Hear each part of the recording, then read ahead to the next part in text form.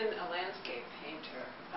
At earlier points in my career as an artist, I worked in an abstract manner, and then for quite a few years I did pieces that were very claustrophobic, emotionally charged interiors, hallways, stairways, doors with shadows cast on them. They never had people in them, but strange furniture and odd perspective. And then, sometime early in 2001, it began to dawn on me that that way of working no longer felt authentic anymore. And I was in one of those periods that artists often find themselves in, which is a period of doubt and questioning, a feeling that whatever train of thought you had going is lost and fading. And I remember around that time reading a quip in an article that said, "When your horse dies, get off it." And that really struck me because it was a humorous and very pithy way of stating what I happened to be feeling at the time, which was that my horse was dying under me. The beauty of the natural world has always played an important part in my life, and up until then, it was just my personal life.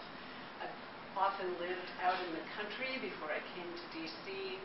I have always been very moved by the grandeur of the natural world and the power of nature.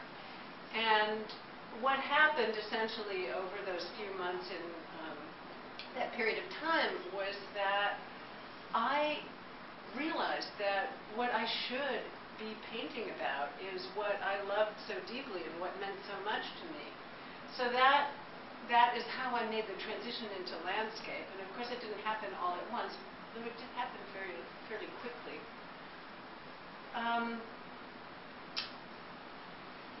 What I see in the landscape is, in a way, a very large way, a mirror of my internal feelings.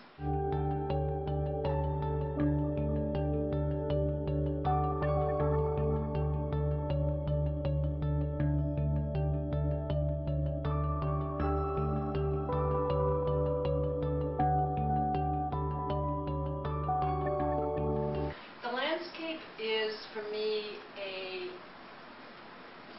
trigger that sets in motion a series of very deeply felt associations that have to do with my own emotional life, my own feelings.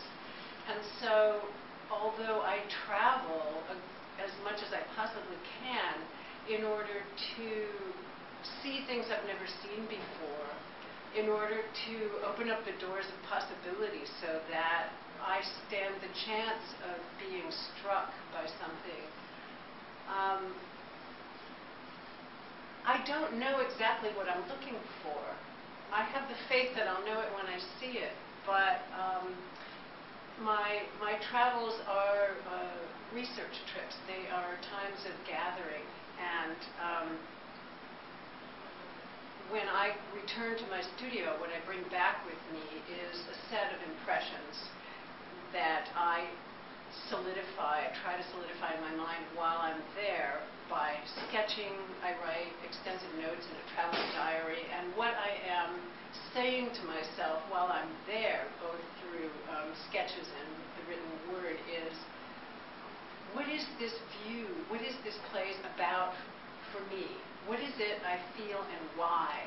What is it about those rocks and the way they seem to lean toward each other with just a little sliver of sky between them? What is it about that that's speaking to me? When I return to the studio, I, in a sense, try to reconstruct my experience. I have photographs, I have sketches, I have watercolors, I have things that I have written. And I try to re-enter that set of feelings that I had at the place and time that I saw what had moved me. And what results from that is usually a series